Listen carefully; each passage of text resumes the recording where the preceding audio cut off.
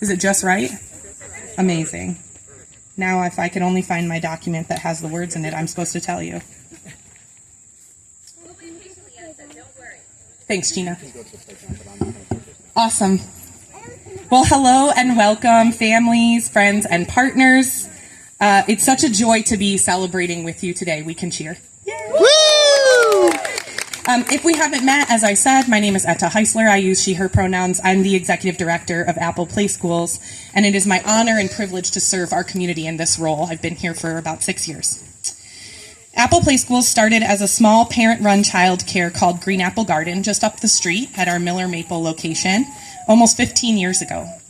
From the beginning, we envisioned something special for our community, a place where children, a place where children could receive high-quality early education and teachers, including their parents, could have a humanist, sustainable work environment. It doesn't seem that ambitious, but we are up against the most broken childcare system in the world. Here in Michigan, this broken system means that childcare costs families more than a mortgage or college tuition. Teachers earn less than half of what their counterparts in kindergarten earn, and 40% of early educators in Michigan rely on Medicaid for their health benefits. In our county, there's only one licensed child care spot available for every 8 children under 5 that need one, and our state loses nearly $3 billion a year in economic activity because families can't afford or cannot find the care that they need. The reality is this: whether it's through sky-high tuition for parents or artificially low wages earned by staff, families and teachers are left to foot the bill for a child care system that holds up our entire community's economy. In the early days of the pandemic, the government made historic investments in child care, and Apple Playschools took advantage of every one, using stabilization grants to increase teacher pay, add medical benefits, and keep tuition low for families. But then the government began divesting from child care, and Apple Playschools needed to find another way. When advisors we talked to suggested we right-size by closing one of our schools or eliminating our expensive infant-toddler programs, we followed a different path. One where growth helps all of us get what we need. We decided to open a new school, and we knew we couldn't do it alone. Today, we are celebrating our community's investment, your investment in our community, and in a more equitable future for everyone, children, families, and teachers alike.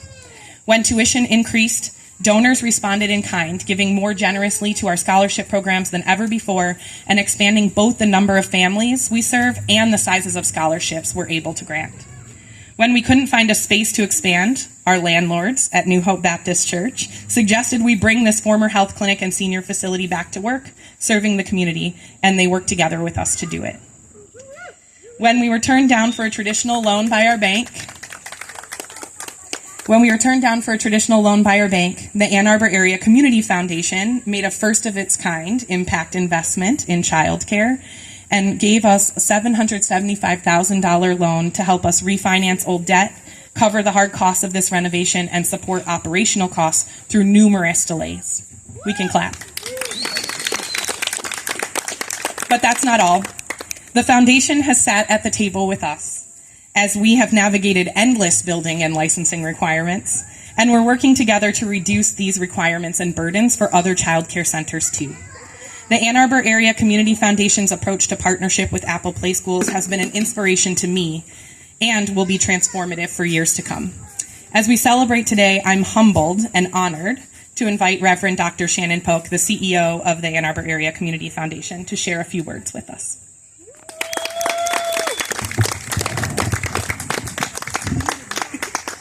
Thank you for looking out for the short people.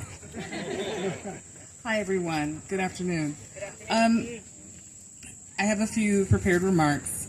The first thing I want to say is I spent some time yesterday with Dr. Mona Hanna, who you all may be aware of in the work that she did around the Flint water crisis. And we were reflecting upon the fact, as being a former Flintstone, that at the time that my daughter would have been in preschool was the exact same time the water crisis was still unknown. So when I talk about this today, I'm talking about it as a mother who understands the importance of childcare, quality childcare, and what it matters to families in the future of those children. So I just wanted to offer that context to you, that this work matters tremendously for parents, for caregivers, for all of us that care about what happens to our children in our community.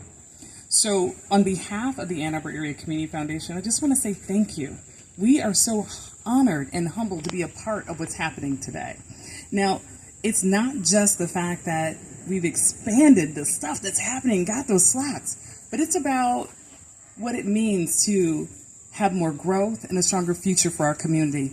When our board made the decision to invest over $700,000 in this child care center, we knew we weren't just making an investment in bricks and mortar, but we were making an investment in families. Parents who need reliable child care so they can work, children who deserve a safe and nurturing environment to learn and thrive, and employers who depend on a workforce that is supported by strong child care options. Strong child care is not just good for children, but it's good for our economy, it's good for businesses and the vitality of our community as a whole. And that's what we mean when we talk about impact investment. It's putting resources to work in ways that create measurable returns for the economy and the well-being of the people who live here. Now, I think I may have shared this with you, Etta, but when the announcement was made, I received a text message from a friend of mine who happens to be a single parent and a physician in this community. And what she said was, knowing that there was going to be this expansion, she said, this is so important to her, knowing that her daughter is going to be able to continue to be in a safe and enriching environment so that she can focus on serving the patients in this community and not worrying as a single parent where she's going to have to put her child for care. So understand that when we strengthen childcare, we're strengthening the workforce and the health of the entire community. And none of this would have been possible but for leadership and collaboration. You see, this project took root when our board chair, Karen Andrews, had a conversation with Etta, and Etta said, hey, I've got the situation. Karen goes, hey, I got a program for you I think could be helpful. Because Karen not only is our board chair, but she's also the chair of the Impact Investing Committee. She shared the idea, and then from there, our impact investment manager, Frances Dora Hargreaves, then worked with our CFO, Jamie Hunter. And that's how we got to the place that we see today. And I just want to offer that this is a collective endeavor, so we can give a round of applause to all of the people working together. So just understand what you're seeing symbolizes the ties that bind us together when we invest in children, in families, in businesses. This is beneficial for everyone's future. So it is with great gratitude that I stand here in partnership with you. Thank you.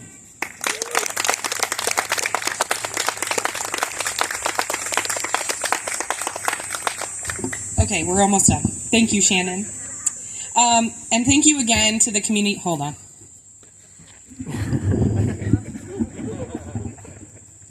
Thank you again to the Community Foundation staff, Board of Directors, and Impact Investing Committee members, a few of whom are here today. If you are on the Foundation Board, staff, or Impact Investing Committee, these people here. The Ann Arbor Area Community Foundation really epitomizes what philanthropic partnership can look like.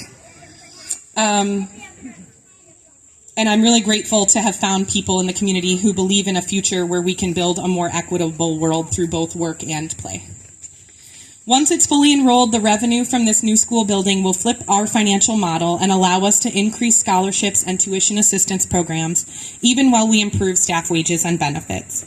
Nearly 50 more families in our community will find childcare here, and we will expand access programs to make childcare more affordable. While I'm proud of our staff leadership and board of directors for navigating this transition, we couldn't have done it without the trust and generosity of our students' families. If you are a family, you can wave your hand. We're grateful for you. To trust us with your children's care and partner with us around that is the highest level of trust there is. And I'd like to also thank the tireless dedication of our teachers, many of whom are here, the creativity and resilience of our staff leadership team who pivot about 18 times a day, and for the vision and leadership of our board of directors who are wearing their fancy green t-shirts and name tags. Thank you, each of you, for being part of this community. I hope you'll visit the classrooms. The doors should be unlocked by now, so you can, they're the only time they'll be unlocked. So go in, poke around. You can open any of the doors you'd like as long as you knock first. And I hope you'll have a popsicle. We have popsicles here for you to enjoy, and take some time to learn about the organization, to meet the people standing next to you, and to celebrate this incredible community that we're a part of. Thank you. There'll be music at 6:15.